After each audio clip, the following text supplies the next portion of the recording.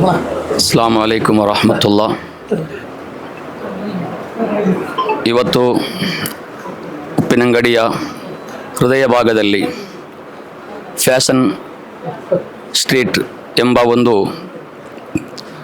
Dress ಮಳಿಗೆಯು ಪ್ರಾರಂಭವಾಗಿದೆ.